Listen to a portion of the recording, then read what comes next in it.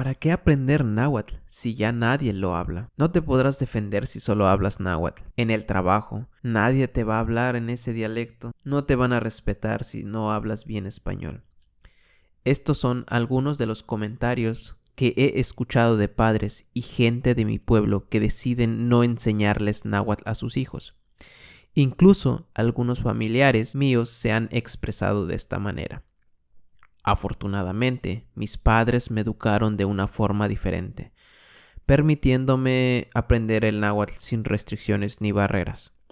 Gracias a mi familia, el náhuatl se convirtió en mi primera lengua materna y el español en mi segunda lengua.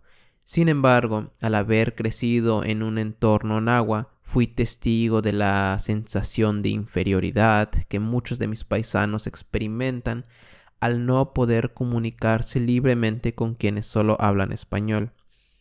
Llegados a este punto, contaré una anécdota de mi tía y su renuncia a la lengua por el miedo. En esta anécdota influye en gran medida al esposo de mi tía. Cuando ellos se mudaron a la ciudad, él decidió y obligó a mi tía que sus hijas solo aprenderían el español para evitar problemas de comunicación. Según él, así tendrían más oportunidades en el mundo laboral, así como social. Pero en realidad no era un problema de comunicación, sino de miedo a mostrar sus raíces. Él quería evitar que su familia fuera señalada o tratada de menos. Tanto así que cuando se reúne con amigos en la ciudad, le prohíbe a mi tía hablar con él en náhuatl. Si ella intenta hacerlo, él simplemente finge no escuchar. Cuando visito a mis tíos, noto que entre ellos solo se hablan en español. Incluso cuando mis padres les hablan en náhuatl, ellos responden en español. Es como si quisieran dejar atrás su propia identidad. Otra historia que considero que fue un factor más para que mi abuelo y paisanos nahuas les originara esa inseguridad y miedo sería lo siguiente. Estas ideas de inferioridad no surgieron de la noche a la mañana, sino que son el resultado de siglos de discriminación, desde la conquista, el colonialismo, la revolución. Muchas comunidades indígenas han sido oprimidas y desplazadas.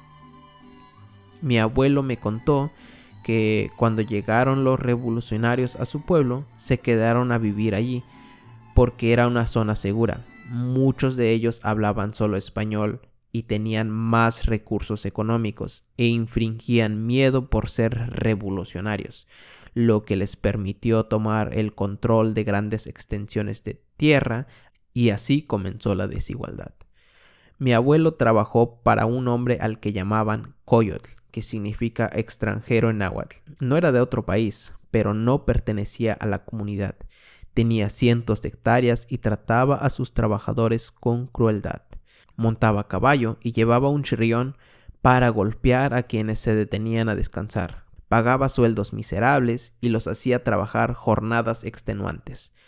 Mi abuelo a sus 85 años sigue recordando con asombro cómo aprendió un poco de español con el tiempo y siempre me cuenta sus anécdotas enfocadas en las conversaciones en español que tuvo con personas como doctores, vendedores, entre otros. Sus anécdotas las cuenta con mucha devoción y veo la felicidad en sus ojos al contarlos, por lo que dejo que me cuente una y otra vez las mismas historias. Mi abuela, que en paz descanse, nunca iba al médico. Le aterraba no poder comunicarse en español. Ella prefería soportar cualquier dolor antes que enfrentarse a la humillación de no ser entendida. Siempre decía que moriría sin causar problemas a la familia y cumplió sus palabras. Este miedo no era solo suyo, sino de muchas mujeres de su época. Desde pequeñas escuchaban historias horribles sobre los abusos de los revolucionarios y aprendían a callar y a ocultarse. De hecho, muchos de mis tatarabuelos vivían en zonas remotas con accesos difíciles a sus viviendas. Considero que era una manera de sentirse seguros y es muy probable que lo hacían de manera inconsciente.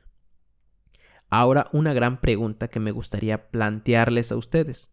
¿Lo dejamos morir? Mi pueblo natal, la Huasteca, Cuextecapantlali náhuatl ha vivido muchas transformaciones. Poco a poco, las nuevas generaciones han ido olvidando su lengua por miedo al rechazo. Pero yo me pregunto, ¿por qué debemos avergonzarnos de nuestra identidad? ¿Por qué algo tan valioso como una lengua debe desaparecer por miedo?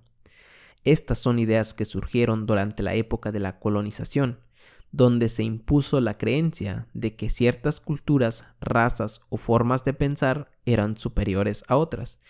Aunque el colonialismo político ya terminó en la mayoría de los países, el colonialismo mental sigue vivo. Lo vemos cuando pensamos que lo extranjero es mejor que lo nuestro, cuando menospreciamos nuestras raíces, tradiciones o lenguas originarias, o cuando creemos que el éxito solo se mide bajo estándares ajenos a nuestra realidad. Hablar náhuatl no es solo aprender palabras, es preservar nuestra identidad, nuestra cosmovisión, nuestra conexión con nuestros antepasados. Es hora de cambiar ese chip. Debemos valorar nuestra historia, nuestra cultura y nuestra manera de ver el mundo. La verdadera evolución personal y social comienza cuando rompemos con lo habitual y nos atrevemos a crear nuestra propia forma de vivir. ¿Estás listo para salir de la zona de confort? Yo decidí no quedarme callado, y si tú llegaste hasta aquí, quizás también crees que vale la pena hablar de esto. Si quieres aprender más sobre cultura, lenguas e historia, suscríbete a mi canal y juntos podemos mantener vivo el náhuatl. Nimechintlaspaloa tlen Cuextecapantlali, ximocuitlahuica miak, iuan timoitasei panseyoc tlanextli.